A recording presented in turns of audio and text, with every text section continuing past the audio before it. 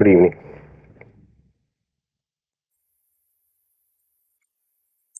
ચાર મુખ્ય નબળાઈ અને એ જે ચાર મુખ્ય નબળાઈ જે છે એમાંથી 8 એક્સરસાઇઝ આવરના સાહેબ બનાવ્યા છે. અસ્મિતા, રાગ, દ્વેષ અને અભિનિવેશ. પતંજલિ કહે છે કે બેઝિક જે કન્ડિશન છે, જે પાયાની વાત છે, એ અવિદ્યા છે. અવિદ્યા એટલે એબ્સન્સ ઓફ લાઇટ, અવિદ, જ્યાં પ્રકાશ નથી. હવે આ સ્થિતિ પણ છે, પણ આપણે સ્થિતિમાં નહીં જાય, આપણે રોજના જીવનમાં જાય. જેમ પ્રસંગો બનતા જાય છે અને આપણું અટેન્શન સેડ્યુસ થઈ જાય, ખેંચાઈ જાય, આપણે હિપ્નોટાઇઝ થઈ જાય. સામે પ્રસંગ આવી ગયો, ઘટના આવી ગઈ અને આપણે હિપ્નોટાઇઝ થઈ ગયા, તદાત્મ્ય થઈ ગયા, આઈડેન્ટિફાઈ થઈ ગયા. તો આ સિક્વન્સ છે. જેવું આઈડેન્ટિફિકેશન થાય છે કોઈ પણ સિચ્યુએશનની અંદર,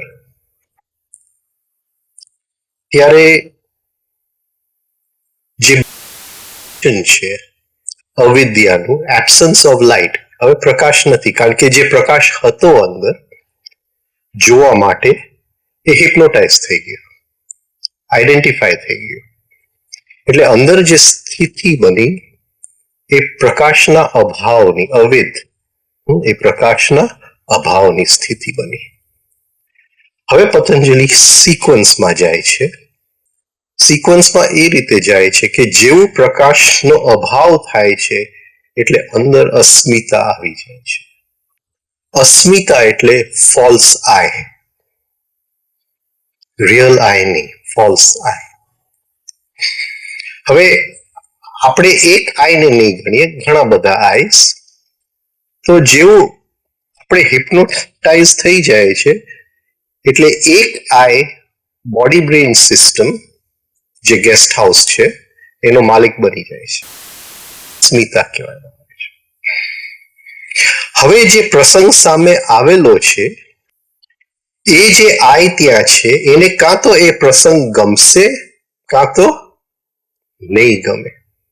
એક વ્યક્તિ એવો આવી ગયો સામે, એ વ્યક્તિ જોઉં તો અંદર ગુસ્સો આવે છે, ઇરિટેશન આવે છે.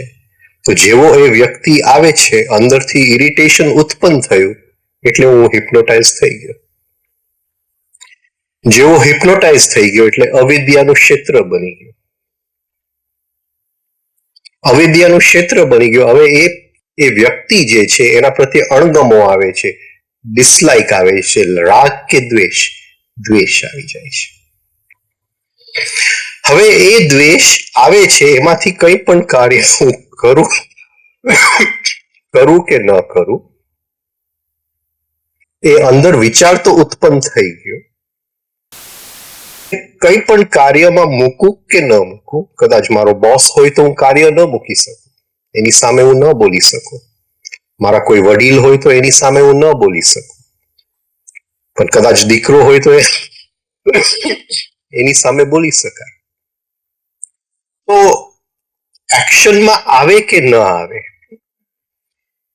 એ આપણા ક્રિયાની અંદર દેખાય છે કે નથી દેખાતું, એ વસ્તુ અંદર બની ગઈ એટલે એમાંથી એ જે આય, એ જે અસ્મિતા, જેના દ્વારા એ બની, જેની ઉપર એ બની, એને અભિનિવેશ આવે છે.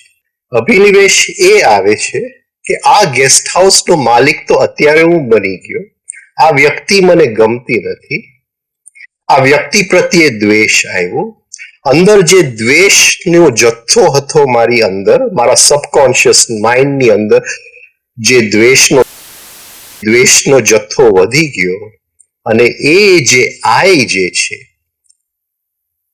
એ આઈને એમ થાય છે કે ફરી આ ગેસ્ટ હાઉસનો માલિક હું ક્યારે બનીશ?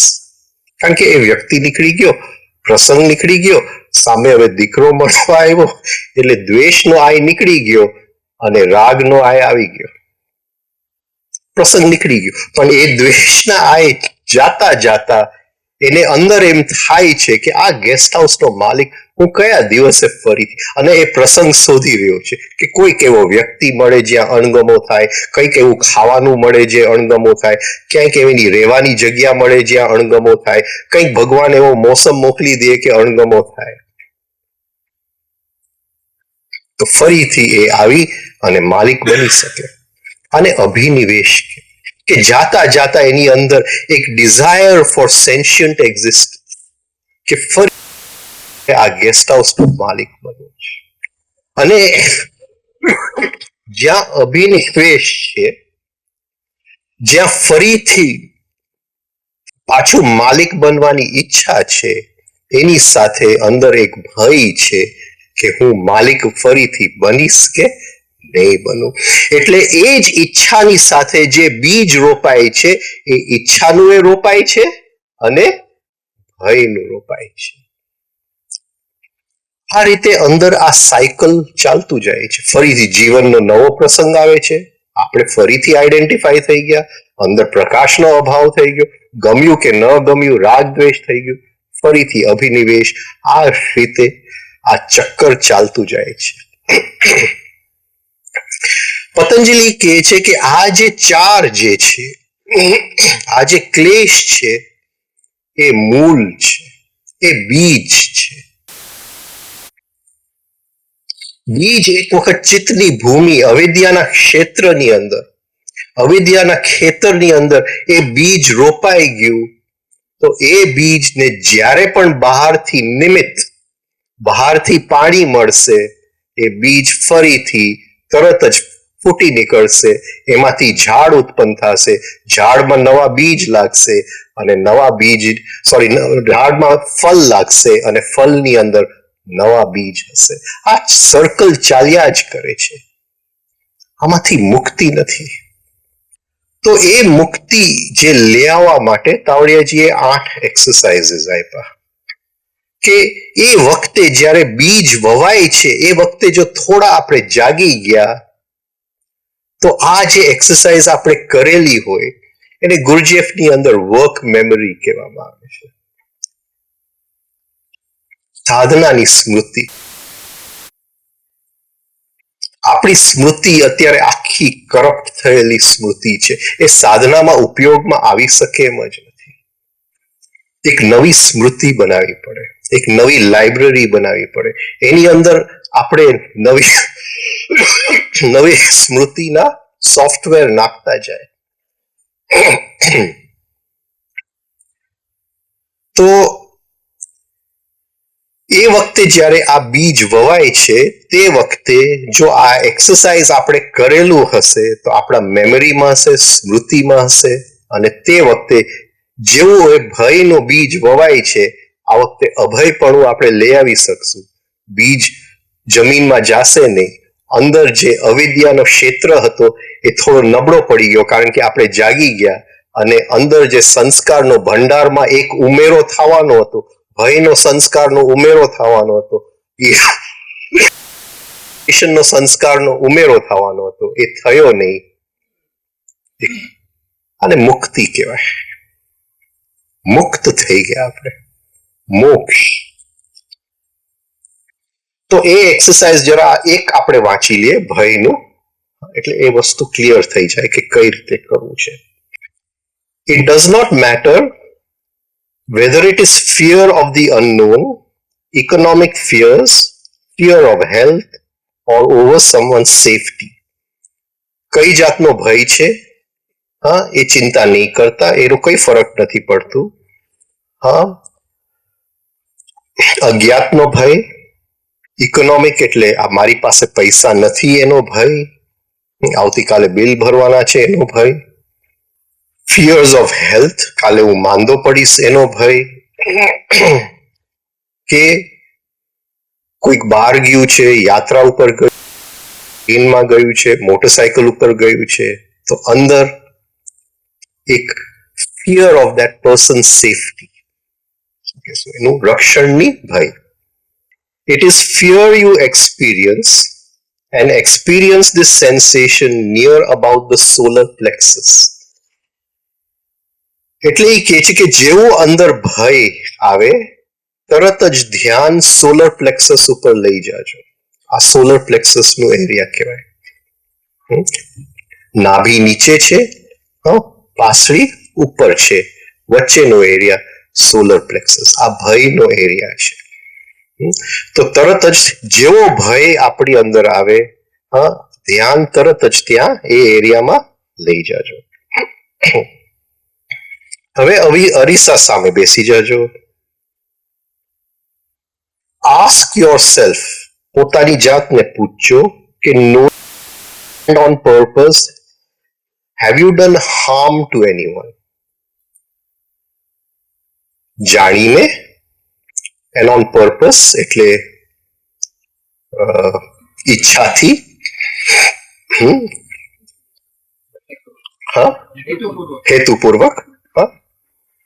હેતુપૂર્વક કે જાણીને મેં કોઈને દુઃખ પહોંચાડ્યું છે, જરા અંદર એ વિચારી લેવું. જવાબ નહીં શોધતા અંદર, એટલે અંદરથી જવાબ નહીં કે મેં તો કોઈનું કઈ ખરાબ નથી કર્યું, આવી રીતે જવાબ નહીં આવવો જોઈએ. જસ્ટ અંદર પૂછજો કે મેં જાણીને અને હેતુપૂર્વક કોઈને નુકસાની કરી છે. Now read slowly, little aloud, pronouncing each word. એટલે ધીમેથી વાંચજો અને એક એક શબ્દને ઇન્ટોનેટ કરજો. ઇન્ટોનેટ એટલે એના વાઇબ્રેશન્સ ને વાગોળજો અંદર. આ ખાલી બોલવાની વસ્તુ નથી, એ શબ્દમાંથી નીકળતા વાઇબ્રેશન્સ જે છે એને વાગોળવાના છે. You cannot scare a man who is at peace with God. એવો વ્યક્તિ જેને ભગવાનની સાથે શાંતિ છે, જેને ભગવાનની સાથે કનેક્શન છે, જે ભગવાનની સાથે પ્રેમમાં છે. આપણો પ્રેમ હંમેશા કોઈક વ્યક્તિ પ્રત્યે, કોઈક વસ્તુ પ્રત્યે, પણ હાયરનું પ્રેમ, એને કોન્શિયસ લવ કહેવાય. Two love the higher. તો you cannot harm a person who is in love with God. જેને હાયરનું પ્રેમ છે એને તમે કોઈ પણ નુકસાની પહોંચાડી શકાતું નથી. રાઈટ? શું કામ નથી પહોંચાડી શકાતું? કારણ કે એ એમની માટે અંદરનો અહમ ઓગળે તો હાયરનું પ્રેમ થાય. મારે કોઈને નુકસાની પહોંચાડવી હોય, કોઈકનું ખરાબ કંઈક કરવું હોય, તો એ વ્યક્તિ જેનું હું કરવા જાઉં છું એના અહમ પ્રત્યે હું કરવા જાઉં છું.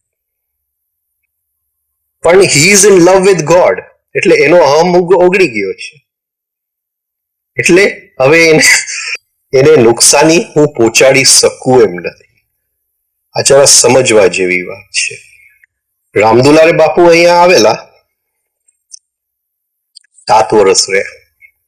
તો એવું નથી કે બધા લોકો એની સાથે હતા, વિરોધ પણ હતા. તો આ વ્યક્તિનો તો અહમ ઓગળી ગયો હતો, એટલે વિરોધ કોનો કરો? ત્યાં તો કોઈ છે નહીં જેનો વિરોધ આપણે કરી શકીએ. પણ ઘણા લોકો એ છતાંય, કારણ કે માણસ સ્લીપમાં છે, હિપ્નોટાઇઝ છે, એને એમ લાગ્યું કે બાપુએ આ ખોટું કર્યું હશે કે આ ખોટું કર્યું હશે. તો માણસ સ્લીપમાં હોય તો એનાથી કંઈક નુકસાન પહોંચાડવાની કોશિશ કરી. પણ આ તો આપણે દૂરથી જે ઓબ્ઝર્વ કરીએ કે જે લોકોએ નુકસાની પહોંચાડવાની કોશિશ કરી, એ નુકસાનીનું આમ ફરીને, કારણ કે બૂમરેંગની જેમ એ બધાના જીવન ઉપર આપણે જોઈએ પાછળથી, તો ખ્યાલ આવે કે નુકસાની બાપુને તો ન પહોંચી, તો હસતા જ રહ્યા, પણ એ બધી નુકસાની પાછળ જ્યાંથી આવી ત્યાં પહોંચી ગઈ હતી. એટલે અહીંયા એ કહે છે, you cannot harm a main who is in peace with God, who is at his fellow men and himself. Peace with God એટલે બીજા બધાય મનુષ્ય પ્રત્યે પણ શાંતિ છે, એટલે ક્યાંય વેરભાવ પણ નથી, અને પોતાની સાથે પણ શાંતિ છે. Read a little more loudly, then softly and softly. Slowly, aloud, loudly, softly, softly. 1, 2, 3, 5, 6. આ રીતે આ વાક્ય અરીસાની સામે બેસીને વાંચવાનું છે. You cannot harm a man who is at peace with God. તમે એવા વ્યક્તિને નુકસાન ન પહોંચાડી શકો જેને ભગવાનની સાથે શાંતિ છે, એકરૂપતા છે. લિટલ લાઉડલી, તમે એવા વ્યક્તિને you cannot harm a man. Little more loudly, you cannot harm a man. Softer, you cannot harm. You cannot harm. આ રિધમમાં બોલવાનું છે. 1, 2, 3, 5, 6 અરીસાની સામે. Think along this line. It cannot be that you have done wrong to yourself or to your fellow men or to God. એ શક્ય જ નથી. હવે આ વિચારવાનું છે, આ બોલવાનું નથી. આ બોલાઈ ગયું પછી અંદર ખાલી આંખ બંધ કરીને વિચારવાનું છે કે એ શક્ય જ નથી કે મેં કોઈને નુકસાન પહોંચાડ્યું છે, મારી જાતને, બીજા મનુષ્યને કે ભગવાનને. નો ઇટ કેનોટ બી, એ શક્ય જ નથી. અને જો થઈ ગયું હોય તો જાણી જોઈને થયું નથી. It is childish and foolish in this world, in our time and age, to even think of harm to anyone. આ જે દુનિયામાં આપણે રહીએ છીએ, આટલી બધી સાયન્ટિફિક પ્રગતિ કરી, એમાં કોઈને નુકસાન પહોંચાડવું એ વિચાર પણ એક બચપના છે, શિશુપાલ છે. તો એક શું કહેવાય, ઇમેચ્યોર વાત છે.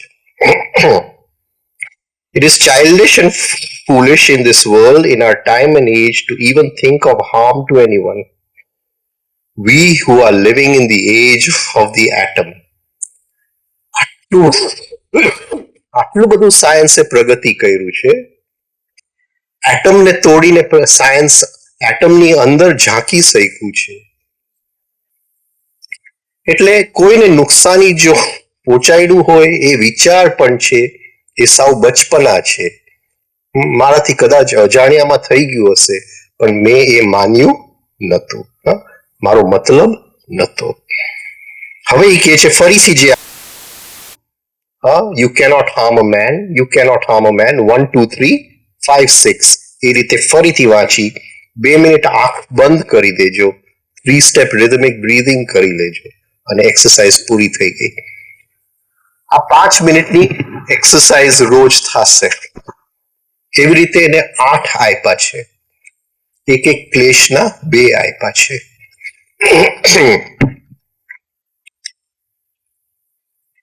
તો આ રીતે આ એક ફિયર નું લીધું, એ રીતે બીજા વાંચજો જે આપણને લાગુ પડે, જે એક્સરસાઇઝ. પતંજલિ કહે છે, સતિ મૂલે તદ વિપાકે જાતિ આયુ ભોગ. જ્યાં સુધી મૂળ અંદર પડેલું છે, જ્યાં સુધી અંદર બીજ પડેલું છે, ત્યાં સુધી એનો વિપાક એ પાકું નિશ્ચિંત છે.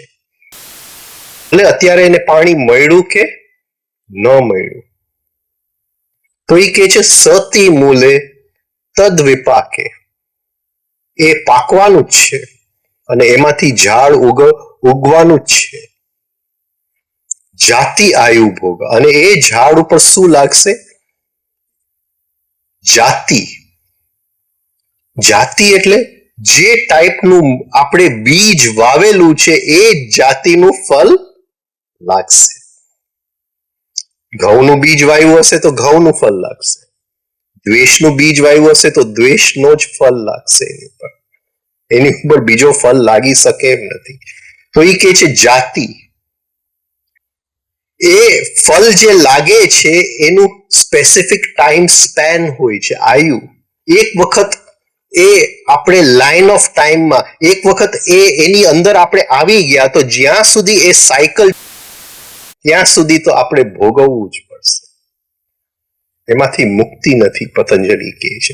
એટલે તાવડિયાજી આ નાની એક્સરસાઇઝ બતાવી જાય છે કે એ બીજ આપણે વાવીએ એની પહેલા એને ખલાસ કરી નાખીએ. ફરીથી કહું, એક્સરસાઇઝ નેટ પ્રેક્ટિસ છે, એ ક્રિકેટ મેચ નથી. ક્રિકેટ મેચ રોજનું જીવન છે. જ્યારે પ્રસંગ સામે આવ્યો અને એ પ્રસંગની આપણે આ કરી શક્યા તો આ એક્સરસાઇઝ આપણને ઉપયોગી બન્યું છે. તો આપણે કંઈક કહેશું કે કોઈક તો અમુક લોકો છે એને તો કઈ દુઃખ આવતું જ નથી, એના જીવનમાં તો બધું સુખ શાંતિ જ છે, તો એને એવા બીજ નહીં વાવ્યા હોય.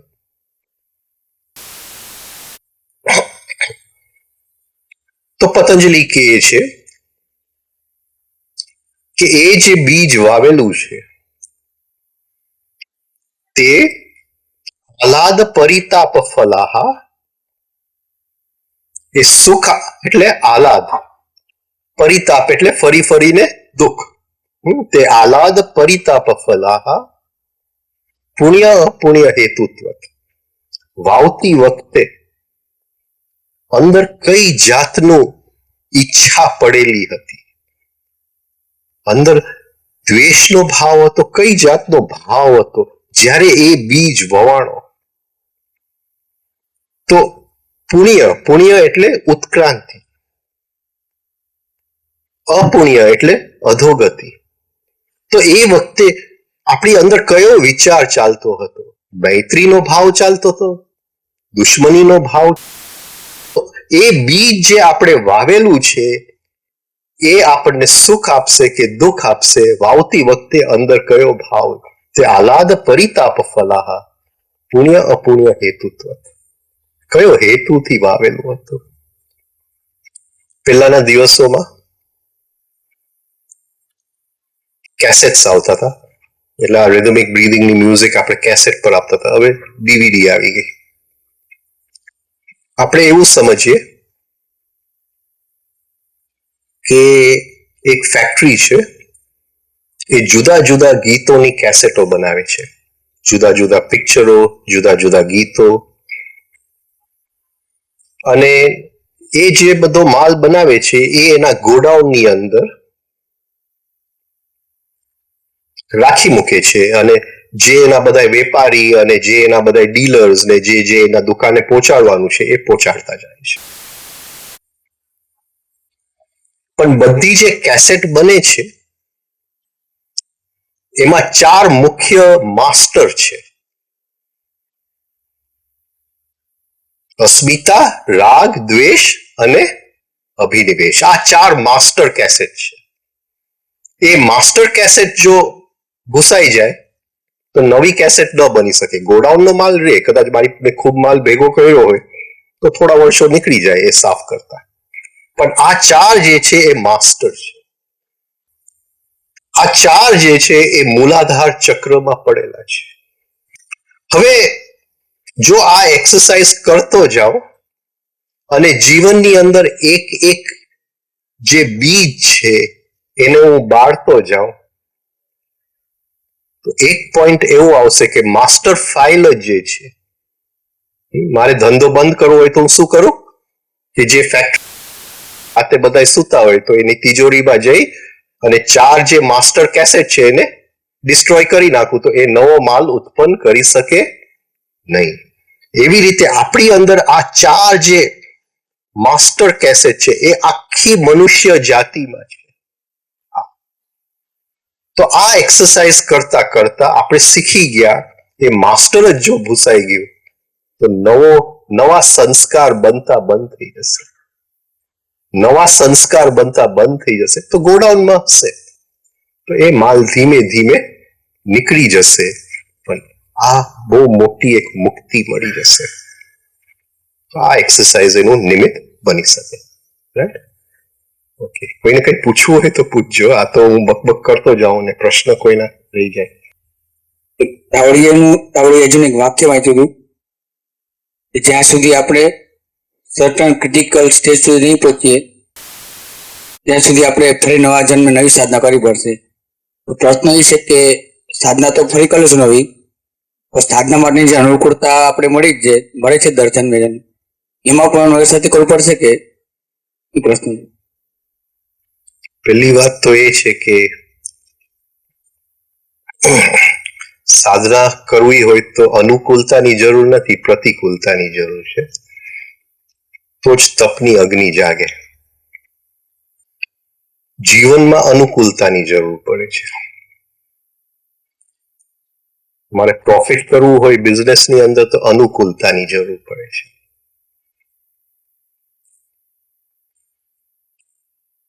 પણ આશ્રમની અંદર અનુકૂળતાની જરૂર નથી. આશ્રમની અંદર જો અનુકૂળતા હોય તો આશ્રમ સૂઈ જાય. આપણે 7 વર્ષ, મને એક દિવસ જો કોઈ બતાવી શકે કે આપણને અનુકૂળતાથી જીવવા દીધા, એનું કામ જ હતું કે જ્યાં અનુકૂળતા હોય ત્યાં આવીને કંઈક સડી કરી જાય. હવે ક્રિટિકલ સ્ટેજ, બહુ સુંદર વાત છે. ક્રિટિકલ સ્ટેજ, ક્રિટિકલ સ્ટેજ બે જગ્યાએ આપણે જોઈ શકીએ. એક કે અંદર યુનિવર્સલ ડિવાઇન માઇન્ડ જેને તાવડિયાજી કહે છે, યુનિવર્સલ ડિવાઇન માઇન્ડની પાર ડિવાઇન સેન્ટર અને એની પાર ડિવાઇન ફ્રેગમેન્ટ, આ 3 સ્ટેજીસ. તો આ 3ની સાથે જો કોમ્યુનિકેશન કોઈ પણ એકની સાથે, પહેલા યુનિવર્સલ માઇન્ડ, પછી ડિવાઇન સેન્ટર, પછી ડિવાઇન ફ્રેગમેન્ટ, વૈશ્વિક મન, ડિવાઇન સેન્ટર આમ તો સમજી ગયા છે બધા, હા, અને આત્મા, જીવ અને આત્મા, આ 3માંથી ક્યાંય પણ કોમ્યુનિકેશન જો ચાલુ થઈ જાય તો જેવો નવો જન્મ થશે એ કોમ્યુનિકેશન ફરીથી ચાલુ થઈ જશે. ચોથી સર્ટન ક્રિટિકલ સ્ટેજ જે છે કે મૃત્યુ વખતે કન્ટિન્યુઇટી આપણે રાખી શકીએ છીએ કે કેમ. તો આ બાજુ મરી જાઉં છું પણ આ બાજુ કોન્શિયસનેસ તૂટતું નથી, જાગૃતિ તૂટતી નથી. જાગૃતિની જે દોરી છે એની સાતત્ય રહે છે. તો એની માટે નિંદ્રામાં પ્રેક્ટિસ કરવી પડે, સ્વપ્ન સાથે પ્રેક્ટિસ કરવું પડે, અને જો સ્વપ્નની અંદર થોડી જાગૃતિ આવવા માંડી તો સમજવું કે મૃત્યુ પછીની સ્થિતિમાં પણ જાગૃતિ આવશે, તો કન્ટિન્યુઇટી રહે છે. પછી અનુકૂળતા પ્રતિકૂળતાનો ની વાત નથી રહેતી, કારણ કે એ સ્થિતિની અંદર આપણે ચોઇસ કરીએ છીએ કે મારે જન્મ ક્યાં લેવો છે. અત્યારે પણ આપણે ચોઇસ કરેલું છે, પણ એ ચોઇસ કેવું કરેલું છે કે એક સટ્ટો રમી લીધો આપણે જાણ્યા વગર. તો આપણે આવ્યા છે આપણા ચોઇસથી, આપણી ઈચ્છાથી, પણ તે વખતે જો થોડી જાગૃતિ હશે મૃત્યુ 50 દિવસની અંદર, તો નવો જન્મ લેતી વખતે આપણે બરાબર રાઈટ વસ્તુ ચૂઝ કરી શકશું, એટલે અનુકૂળતા જ રહેશે સાધનાની. હવે આ 4માંથી એક પણ ન બની universal divine mind, divine centre, divine fragment, મૃત્યુ. આ ચારમાંથી એક પણ ન બની તો જે કંઈ કરેલું હશે એ ફરીથી કરવું પડશે. પણ કારણ કે મેગ્નેટિક સેન્ટર આપણા બધાયનું બંધાઈ ગયું છે અને એ મેગ્નેટિક સેન્ટર ખૂબ જ પાવરફુલ છે, બે રીતે પાવરફુલ છે. એક કે આપણે આટલી મહેનત કરી છે એનું મેગ્નેટિક સેન્ટર બંધાય એટલે એ અમુક જાતના ઇમ્પલ્સિસને આકર્ષણ આપશે અને અમુક જાતની પ્રતિકૂળતાને દૂર કરશે. ઓટોમેટિક આપણી અંદર જે બનેલું મેગ્નેટિક સેન્ટર છે. ત્રીજું કે આપણે કોઈકના શરણે ગયા છે અને જે ભલે આપણે એને વ્યક્તિ કે કારણ કે હવે વ્યક્તિ રહી નથી, પણ જે આપણે શરણે ગયા છે અંદરથી એ એક જાતનું કોમ્યુનિકેશન બંધાય છે, એક જાતનું કનેક્શન બંધાય છે. અને ઘણીવાર આપણું મેગ્નેટિક સેન્ટર પણ કામ કરે, પણ એ જે વ્યક્તિઓ હોય જેના શરણે આપણે એ પ્રેઝન્ટ મોમેન્ટમાં કામ નથી કરતા, એ અનંતતામાં કામ કરે છે. એટલે ઘણીવાર આપણને જે દેખાયું નથી એને ઓલરેડી પહેલેથી નક્કી કરી લીધું હોય છે. એટલે મેગ્નેટિક સેન્ટર પ્રતિકૂળતાને દૂર કરશે, અનુકૂળતા લઈ આવશે અને જે વ્યક્તિ આપણને ગાઈડ કરે છે, વ્યક્તિ નહીં કહું, જે તત્વ આપણને ગાઈડ કરે છે, જે આપણને ધક્કો લાગ્યા વગર પણ ધક્કો મારે છે અને બધાને અહીંયા એ પુશ છે કારણ કે આ ક્ષેત્ર છે અને આ ક્ષેત્રની અંદર ઘણા બધા શું કહેવાય કે આવા જે છે એની સંકલ્પ પડેલું છે અને જે આ ક્ષેત્રમાં આપણે આવી ગયા એટલે એ સંકલ્પના આપણે શરણે આવી ગયા છે. એટલે આપણે જે આપણું કામ ન કરી શકીએ એટલો એનો સંકલ્પ કામ કરી શકે એમ છે. એટલે એ વસ્તુ તો સવાલ જ નથી.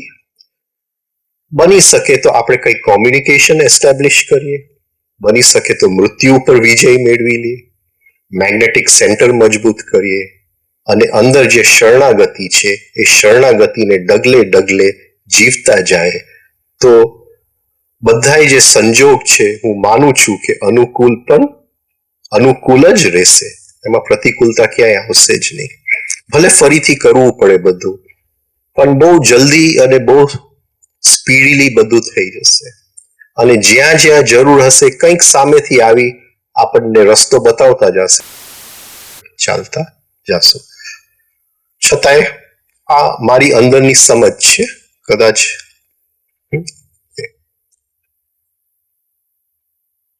બરાબર.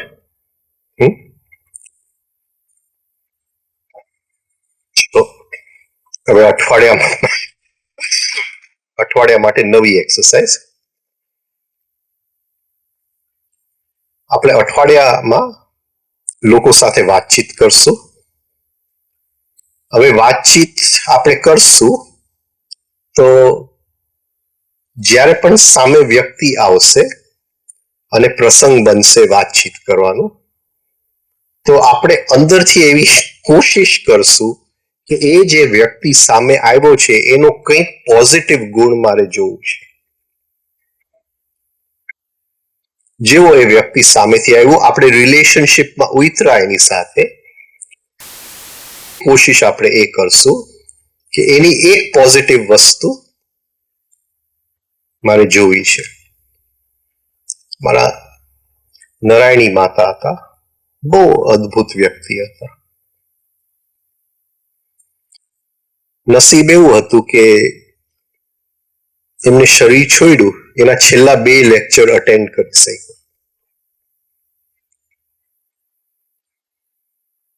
અત્યારે જે દવાઓ તાવડિયા સાહેબ વાપરતા, આપણે જે વાપરીએ છીએ એમાં ઘણી બધું મોટું કોન્ટ્રીબ્યુશન નારાયણી માતાનું છે.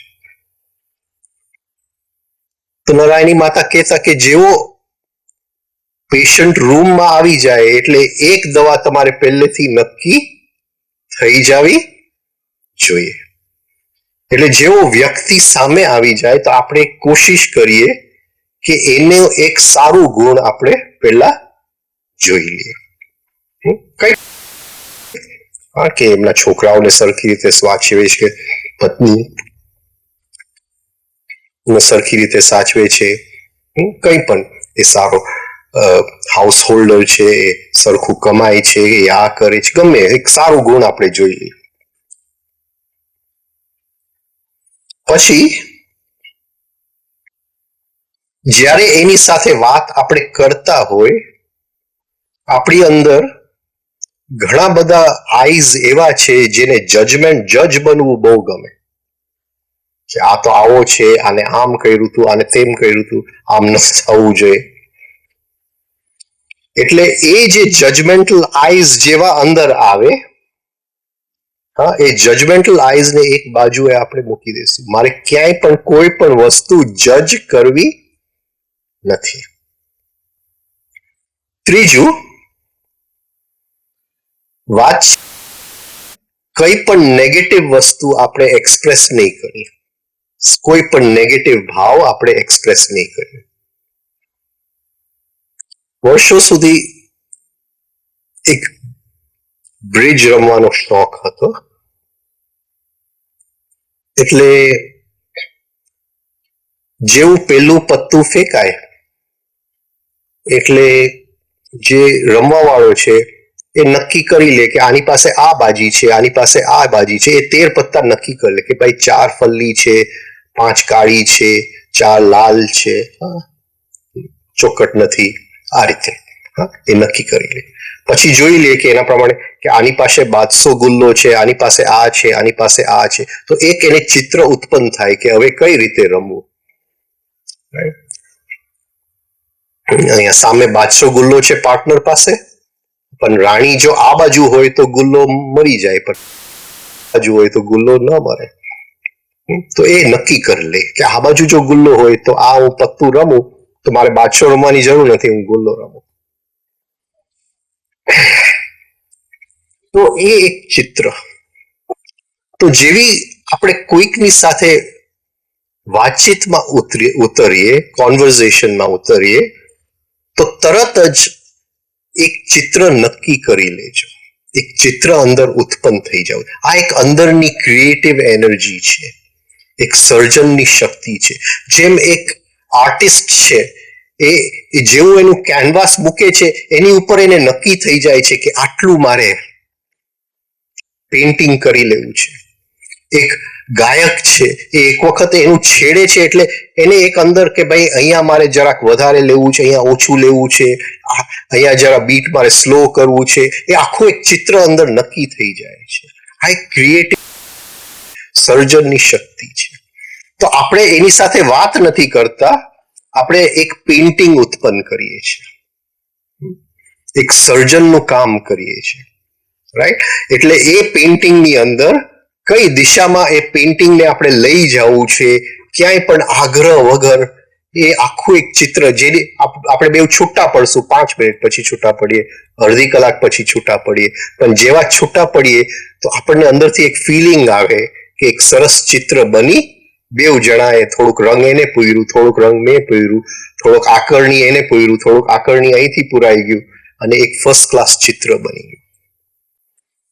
જ્યારે બીજો બોલતો હોય ત્યારે કોઈ પણ વખત ભલે એ ખોટો હોય સાચો હોય, કારણ કે એ ખોટો છે એટલે જજમેન્ટ આવી ગયું અને આપણે જજ કરવું નથી. ડોન્ટ ઇન્ટરપ્ટ, વચ્ચે બોલવું નહીં. એની વાત પૂરી થઈ જાય પછી જ આપણી વાત ચાલુ કરવી. હવે એ કઈ પણ વાત મૂકીએ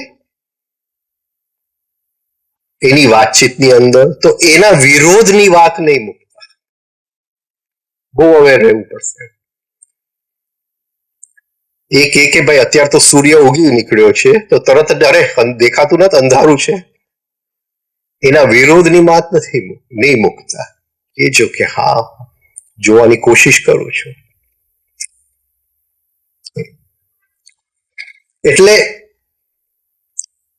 શું કહેવાય, આર્ગ્યુમેન્ટમાં નહીં આવતા સુધી. હા, વાદ વિવાદમાં નહીં આવતા.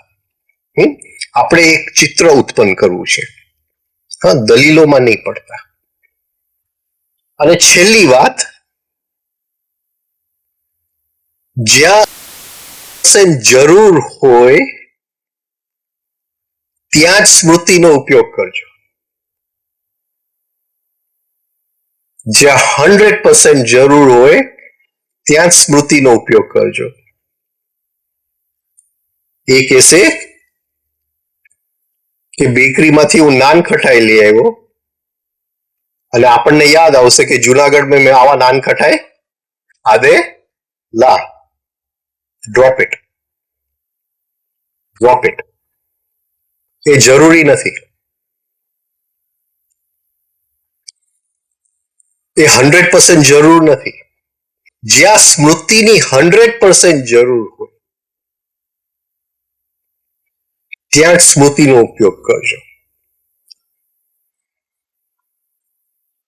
કોઈક આમ વાત કરશે કે મારી ગાડી આ રીતે ચાલે છે. 20 વર્ષ પહેલા નાનો હતો ને ત્યારે આવી ગાડી ચલાવતો ને આમ થયું. ભાઈ જરૂરી નથી. Drop it. મોટામાં મોટું બંધન જે છે એ સ્મૃતિનું છે. અને સ્મૃતિના બંધનમાંથી મુક્ત થવા માટે ખૂબ જ પ્રેક્ટિસ કરવું પડે છે. એટલે નાની નાની વાતચીતની અંદર સ્મૃતિ ઉપર રેશનિંગ મૂકી દો. જેમ આઈ ઉપર આપણે ગઈકાલે રેશનિંગ મૂકી દીધું. જ્યાં સ્મૃતિની 100% જ જરૂર હોય ત્યાં જ સ્મૃતિનો ઉપયોગ કરશો. બાકી તરત જ આપણે સ્મૃતિમાં વયા જશું અને એમાંથી કંઈક કાઢી અને નવી એક કહાની ઉત્પન્ન કરશું. અને પછી પેઇન્ટિંગ એક આર્ટિસ્ટિક વર્ક બનવાની બદલે ખાલી કલરોનું જેમ તેમ એક ખીચડો બની જશે. અને બે જણા મળ્યા હતા, જે હૃદય હતું એ મળ્યા નહીં, અને એમાંથી કંઈ ઉત્પન્ન ન થયું. આ બે એનર્જીઝ મળે છે, સ્પર્શ થાય છે, અને એ બે જણાનો સ્પર્શ થાય છે, એમાંથી કંઈક ઉત્પન્ન થઈ શકે છે. હવે બધી જે એનર્જીઝ છે એ મેલ હોઈ શકે, એ ફિમેલ હોઈ શકે. અને હરેક વ્યક્તિ એના સાયકિક નેચરની અંદર 50% મેલ છે, 50% ફિમેલ છે. એટલે કોઈક મારી સામે ગુસ્સો લઈને આવ્યો તો આ પુરુષ એનર્જી સામે મળવા આવ્યું, તરત જ સ્ત્રી એનર્જી બની જાય. હવે કંઈક બનશે. સ્ત્રી અને પુરુષના મિલનની અંદર કંઈક બની શકે છે, કંઈક ઉત્પન્ન થઈ શકે છે. સામે સ્ત્રી એનર્જી મળવા આવી, ભલે એ પુરુષ હોય. સ્ત્રી એનર્જી મળવા આવી તો પુરુષ બને, પણ પોઝિટિવ, નેગેટિવ નહીં. તો જે સામે મળવા આવે છે એનું શરીર નહીં જોતા સંવેદના કરજો કે કઈ શક્તિ મને મળવા આવી છે. એ આક્રમક હોય, આગ્રહથી ભરેલો હોય તો ચોક્કસ પુરુષ મળવા આવ્યો છે. પણ નાજુકતા હોય, પ્રેમ હોય તો ચોક્કસ સ્ત્રી મળવા આવી છે. તો સામે એવી રીતે એનું પૂરક બની જાઓ. તો આ રીતે આપણે બીજાની સાથે કોન્વર્ઝેશનની અંદર, સંબંધની અંદર, રિલેશનશિપની અંદર જો આ એક ગેમ રમશું આવતા 8 દિવસ માટે, જ્યાં પહેલા આપણે સ્ત્રી બની જશું કે પુરુષ બની જશું, પછી એ વ્યક્તિનો એક સારો ગુણ જોઈ લેશું, રાઈટ? પછી કઈ જાતનું મારે કોઈ પણ નહીં દે, એક આખું ચિત્ર, આ વાતચીત કઈ દિશામાં જાય છે, કઈ દિશામાં મારે જરાક એને વાળવું છે, લઈ જવું છે, એ ચિત્ર નક્કી કરી લેજો. કંઈ પણ નેગેટિવ બોલતા નહીં, વાદ વિવાદમાં નહીં પડતા, અને છેલ્લે બની શકે તો સ્મૃતિનો ઉપયોગ નહીં કરતા. બે જ બેડી છે, એક હાથમાં ઈચ્છા છે, કામના છે, એક હાથમાં સ્મૃતિ છે. આ બે જ બેડી છે. આ બે બંધન તૂટે છે તો મોક્ષ છે, મુક્તિ છે. આ સ્મૃતિનું બંધન બહુ જ ઘેરું છે, અને એવો દિવસના 5-10 મિનિટ પણ નથી જાતા જ્યાં આપણે સ્મૃતિથી બંધાયેલા નથી. તો કોશિશ કરો કે સ્મૃતિ માંથી થોડી મુક્તિ મળે. આવતીકાલે સવારે પણ સ્મૃતિ વિશે જ વાત કરવી છે કે ફૂડ આવે છે એ ક્યાં જાય છે, શું થાય છે, કઈ જાતની સ્મૃતિ એને મળવા આવે છે. તો અહીંયા પૂરું કરીએ. 8 વાગ્યા. Thank you. Good night.